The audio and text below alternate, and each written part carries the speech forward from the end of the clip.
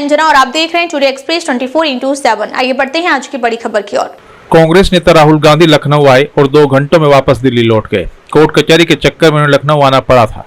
कांग्रेस सांसद और लोकसभा विपक्ष के नेता को लखनऊ के एमपी एमएलए कोर्ट में बड़ी राहत मिली। कोर्ट ने मानहानि के एक मामले में राहुल गांधी को जमानत दे दी। ये मामला साल 2022 में भारत जोड़ो यात्रा के दौरान भारतीय सेना के बारे में दिए गए कथित अपमानजनक बयान से जुड़ा हुआ है। कोर्ट में सरेंडर करने के बाद राहुल गांधी के वकील की ओर से जमानत याचिका दाखिल की गई, जिसे कोर्ट ने स्वीकार कर लिया। अदालत ने 20-20 हजार रुपए की 2 जमानत दाखिल करने के आदेश के साथ राहुल गांधी को जमानत दे दी। नमस्कार, मैं अंजना और आप देख रहे हैं टुडे एक्सप्रेस 24/7। आइए बढ़ते हैं आज की बड़ी खबर की ओर। उत्तर प्रदेश के चंदौली में सपा सांसद वीरेंद्र सिंह के नेतृत्व में डीएम से मिला सपा का प्रतिनिधिमंडल। नहरों की सफाई, बिजली कटौती और खाद की किल्लत को लेकर डीएम को ज्ञापन सौंपा। डीएम चंद्रमोहन गर्ग ने आश्वासन दिया कि जल्द ही समस्याओं का समाधान किया जाएगा। वाराणसी के चौबीपुर थाना क्षेत्र में ठाकुर वर्सेस राजभर विवाद पर चंदौली सपा सांसद वीरेंद्र सिंह ने कहा कि हम समाजवादी लोग हैं, हम किसी जातिवाद में विश्वास नहीं करते, इसलिए जो जातिवादी संघर्ष भारतीय जनता पार्टी के द्वारा किया जा रहा है, एक तरफ पूर्व केंद्रीय मंत्री उनके समर्थक है, दूसरी तरफ अनिल राजभर के समर्थक है और भारतीय जनता पार्टी के ही दोनों कार्यकर्ता आपस में वर्चस्व की लड़ाई लड़ रहे हैं। समाजवादी पार्टी केवल सहानुभूति और संवेदना दे सकती है, सपा किसी जाति संघर्ष में भरोसा नहीं करती। वहीं पुलिस की जो कार्रवाई हो रही है वो एक तरफा हो रही है। उत्तर प्रदेश के मुख्यमंत्री को संज्ञान लेना चाहिए। गंगा कटान पर कहा कि काम पूर्ण नहीं होने और लगातार गंगा में बाढ़ की स्थिति को लेकर उन्होंने कहा कि यह दयनीय स्थिति है। जिले के गुरैनी, टांडा कला सहित सभी जगहों पर काम हो रहा है। गंगा का बाढ़ का पानी कम होने के बाद सर्वे कर भारत सरकार पर दबाव बनाने की बात कही गई। वहीं सपा सांसद ने खुद स्वीकार किया कि वो अभी तक 831 लाख की लागत से गंगा कटान को रोकने के कार्य को देखने के लिए पहुंचे थे। देखिए, सबसे महत्वपूर्ण मुद्दा था कि जो अघोषित बिजली कटौती हो रही है और उस बिजली की कटौती और बिजली के फॉल्ट से जो पंप कैनाल जितने भी लगे हुए हैं, चाहे वो गंगा नदी में लगे हों, चाहे वो करमनासा में लगे हों, या फिर जो है चंद्रप्रभा से आ रही जो नहरें हैं, चाहे मेहदौल का हो, ये सारे नहरों की स्थिति है कि वो ठीक समय से नहीं चल पा रहे हैं। कहीं ट्रांसफार्मर के नाते बंद है तो कहीं पंप खराब है। तो इसलिए मैंने डीएम साहब से ये कहा था कि आज हम आपके साथ बैठेंगे इन विभिन्न मुद्दों पर और आप संबंधित अधिकारियों को बुला लीजिएगा।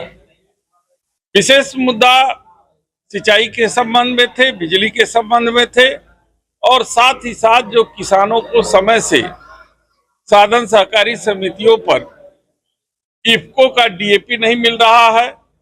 कुछ दिन में यूरिया की क्राइसिस होने जाएगी और करमनासा नदी पार करके उत्तर प्रदेश का खाद जो बिहार में तस्करी हो रही है उसको रोकने के लिए और तत्काल हर साधन सहकारी समितियों पर कम से कम 600 से 800 बोरी डीएपी तत्काल उपलब्ध कराने की बात मैंने कही है।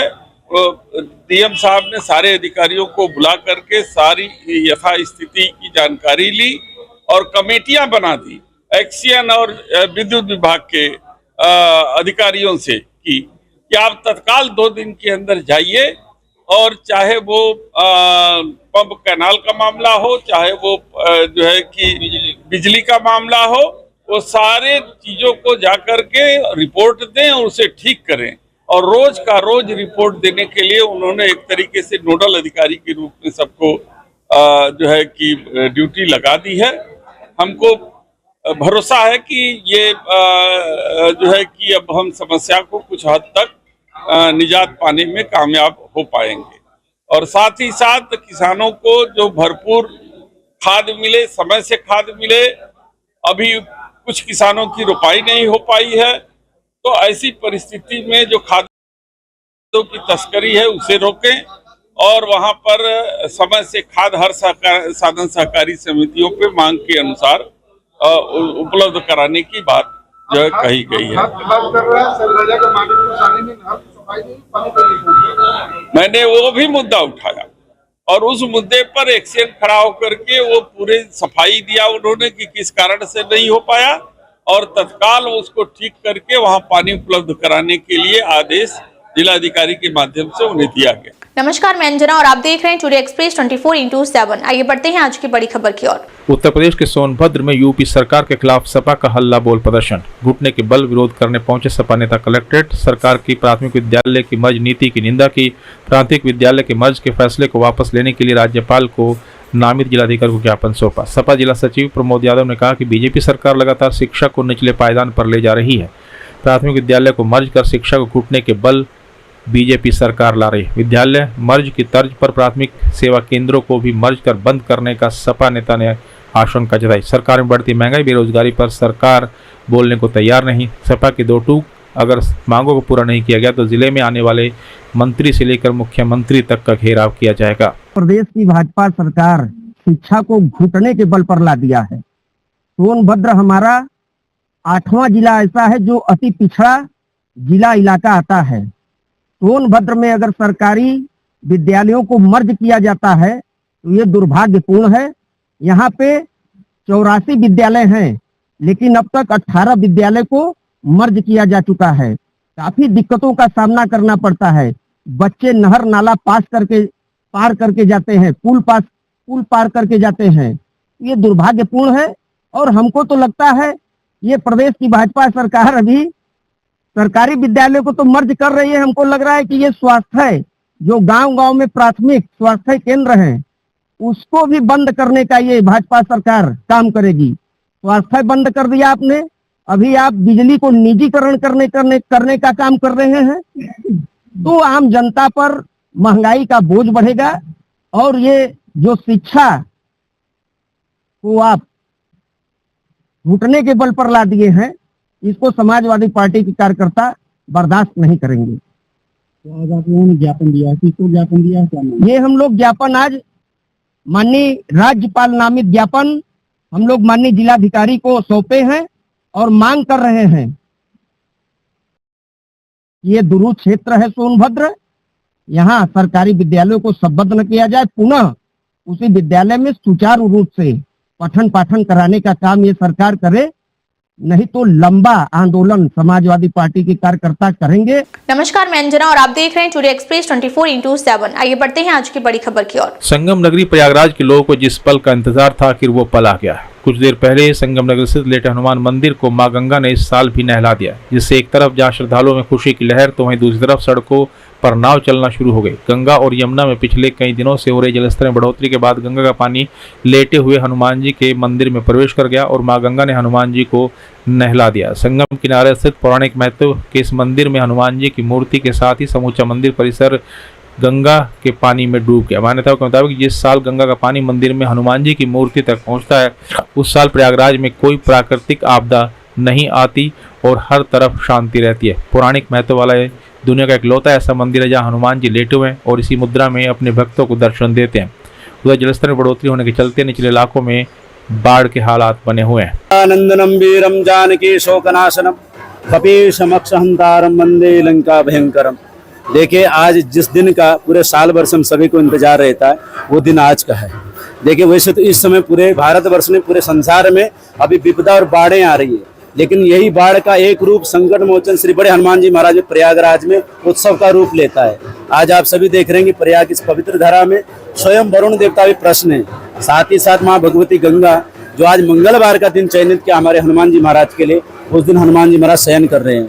आज आपने देखा होगा हमारे यहाँ प्रयागराज की मठ बागंबरी गद्दी बड़े हनुमान मंदिर की और भक्तों की हमारे यह परंपरा रहती है कि इस परंपरा में हनुमान जी महाराज को जब भी गंगा मैया नहलाने आती है, हम सभी दूध दही घी अष्टगंध शक्कर कुमकुम इत्यादि 1600 उपचार से भगवती का अभिषेक करते हैं।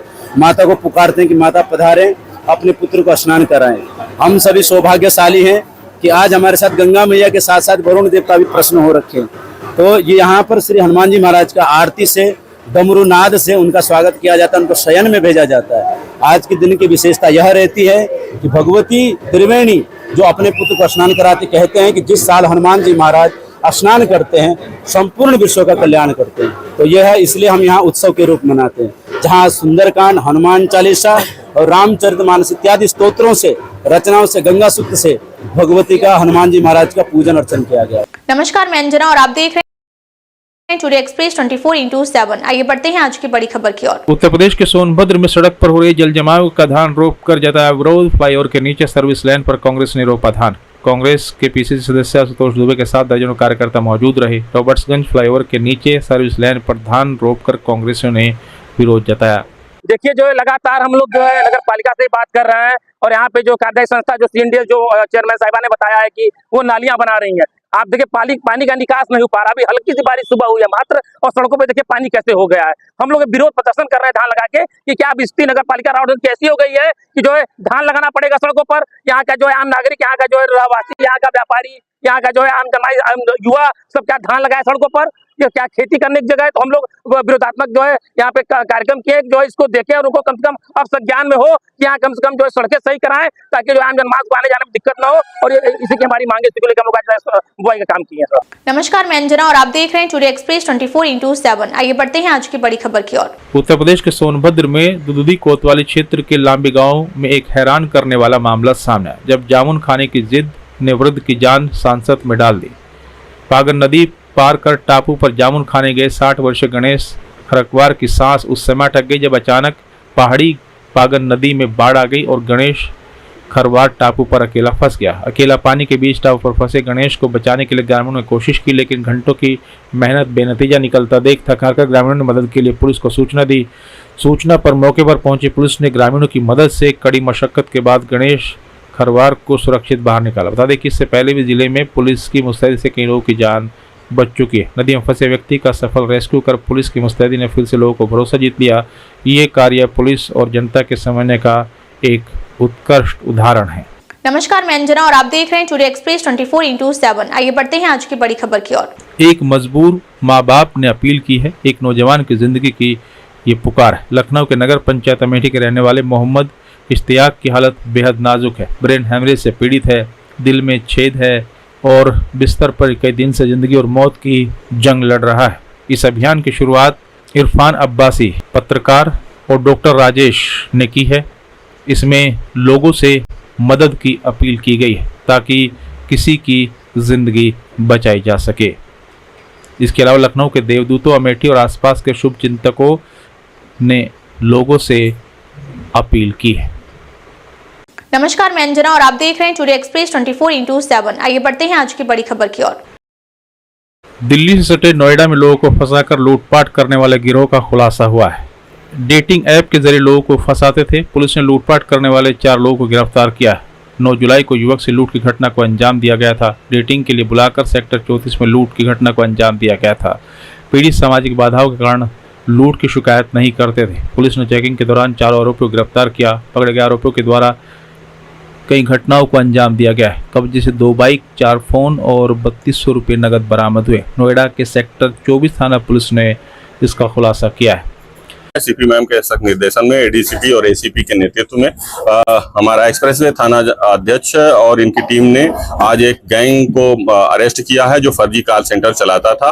ये टेलीग्राम और स्काइप के माध्यम से विदेशी लोगों को टारगेट करता था और गूगल के माध्यम से डेटा इकट्ठा करके उनको टारगेट करके फोन किया करता था और कॉल करते थे, उनको मैसेज करते थे। मैसेज में अगर रिप्लाई यस के रूप में आ जाता था, जैसे ऑफर किया उन्होंने फिशिंग की कि आपको इतने कुछ पैसों का इनाम मिला है, आपको कुछ पैसे वाउचर, गिफ्ट वाउचर के रूप में मिल रहे हैं। और उस फिशिंग में जो भी पकड़ा इंटरेस्ट लेता था उसको फिर ये टारगेट करते थे ज्यादा गिफ्ट देने के लिए और उससे पैसे ट्रांसफर कराते थे अपने अकाउंट में। ये लगातार इस तरीके से काम कर रहे थे। इसमें मुस्तफा शेख नाम का व्यक्ति था जो इस केस का पूरा मास्टरमाइंड था और कॉल सेंटर ऑपरेट कर रहा था।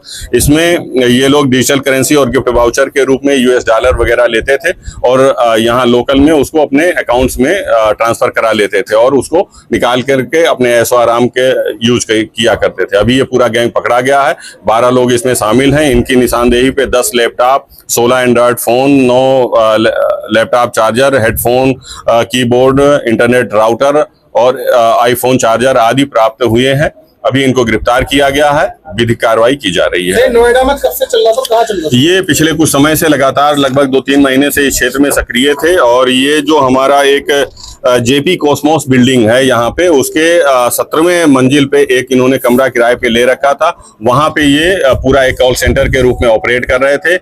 लैपटॉप और मोबाइल के माध्यम से ये ऑपरेट करते थे और लगातार फॉरेनर्स को इसमें टारगेट बनाते थे, उनसे वसूली करते थे और अपने अकाउंट में ट्रांसफर करा लिया करते थे। कितनी ठगी हुई है लगभग इन्होंने जो अपने काफी मात्रा में ठगी हुई है। अभी तो बेसिक जानकारी इकट्ठा की जा रही है। इन्होंने बहुत सारे लोगों को टारगेट किया है। 3-4 महीने से लगातार इस कार्य में लगे हुए थे, तो उम्मीद है कि इन्होंने अच्छा खासा अमाउंट अपने अकाउंट में ट्रांसफर कराया है, जिसकी अभी बैंक से और अन्य माध्यमों से जानकारियां इकट्ठी की जा रही हैं। ऐप के माध्यम से भी ये ट्रांसफर कर लिया करते थे, वॉलेट्स के माध्यम से ट्रांसफर कर लिया करते थे और अकाउंट्स में भी ट्रांसफर लिया करते थे। कुछ अकाउंट के बारे में जानकारी मिली है जिसको फ्रीज किया जा रहा है, और जो वॉलेट्स हैं उनके बारे में भी गहनता से जानकारी की जा रही है। नमस्कार, मैं अंजना और आप देख रहे हैं टुडे एक्सप्रेस 24/7। आइए बढ़ते हैं आज की बड़ी खबर की ओर। उत्तर प्रदेश के फर्रुखाबाद में पुलिस प्रताड़ना से तंग आकर युवक ने फांसी लगाकर आत्महत्या कर ली। चौकी सिपाही जसवंत यादव, महेश उपाध्याय दलीप पर रिश्वतखोरी और 3rd डिग्री देने का भी सुसाइड नोट पैंट पर लिखा है। युवक दलीप ने अपनी पैंट पर पुलिस के सिपाही को प्रताड़ना का सुसाइड नोट लिखा है। मृतक युवक दलीप की पत्नी ने पति के खिलाफ थाने में प्रार्थना पत्र दिया। चौकी के सिपाही ने युवक की चौकी बुलाकर 50,000 की मांग की। मृतक दलीप ने 50,000 देने की को असमर्थता दिखाई। चौकी के सिपाही जवनेश यादव और महेश ने युवक को 3rd डिग्री दी, यह आरोप लगाया गया है। पीड़ित परिजनों ने सिपाहियों पर 40,000 रिश्वत लेकर छोड़ने का भी आरोप लगाया। पुलिस की 3rd डिग्री और रिश्वतखोरी से आहत होकर युवक ने फांसी लगाकर आत्महत्या कर ली। युवक की आत्महत्या से पैंट पर लिखे गए सुसाइड नोट से पुलिस की कार्यशैली पर भी सवाल खड़े हो रहे हैं। अपर पुलिस अधीक्षक ने बताया कि आरोपी पर मुकदमा दर्ज कर कार्रवाई की जा रही है। नगला छेदा जो थाना मो दरवाजा क्षेत्र में आता है, वहाँ पे पति पत्नी का विवाद था। पत्नी ने थाना मो दरवाजे पे एक तहरीर दी जिसमें उसने पति के खिलाफ तहरीर दी थी। शराब पीने के मारपीट करने की शिकायत थी। इस पे जो पत्नी है उसके मायके के लोग भी आ गए थे। फिर दोनों पक्षों का चौकी पे समझौता करा दिया गया। बाद में वो व्यक्ति जो पति था आके अपने घर में देर रात सुसाइड कर लिया। सुसाइड में उसने 5 लोगों के नाम लिखे हैं, जिसमें पत्नी के भाई है, पत्नी का पिता है और पत्नी का जीजा है। 3 लोगों हैं। 2 पुलिसकर्मी के खिलाफ उसने अपने पैंट पे लिख के सुसाइड कर लिया है। इस संबंध में तत्काल FIR पंजीकृत कर दिया गया है। जो बॉडी को पोस्टमार्टम पंचायतनामा के लिए भेजा गया है। पुलिस अधीक्षक महोदया द्वारा दोनों पुलिसकर्मी को